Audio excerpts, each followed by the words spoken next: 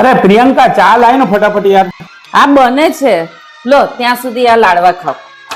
ઓહો, લાડવા બનાયા એમ? કાલે તમારા માટે બનાયા. ઓહો, કેવા છે? બે આ તો કડવા છે, બગડી ગયા લાગે.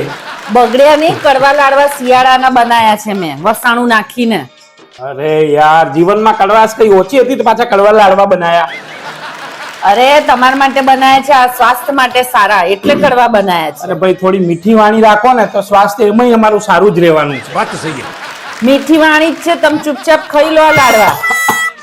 અરે આ 12 વર્ષથી કડવા લાડવા જ ખાઈએ છે જીવનમાં. હજી તારે કડવા લાડવા જ ખવડાવવા છે?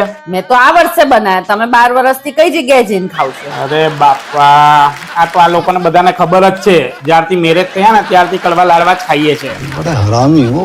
હજી ત્યાં આજ બનાવ્યું. એક કામ કર, તું ખા લે. ના, મેં તમારા માટે બનાયા, તમે ખાઓ. મારે તું ખા ને નથી. પણ. અરે મારે નથી જરૂર, તમે ખાઓ ને. તારે તો ક્યાંથી જરૂર હોય? ઓલરેડી તારી જીભ કડવી જ છે. સાપ ને કરડે ને તો સાપ મરી જાય. તમે હવે ચૂપચાપ ખાવ છો કે નહીં? મારે નહીં ખાવા, તું લઈ જા યાર. આ તો રેવા દો, ચાય નહીં મળે આજની. આ તો ચા હું બહાર પી લઈશ. જા. મજા આયા. કડવા લાડવા ખવડાવીને જીભ કડવી કરી હારી હાવ.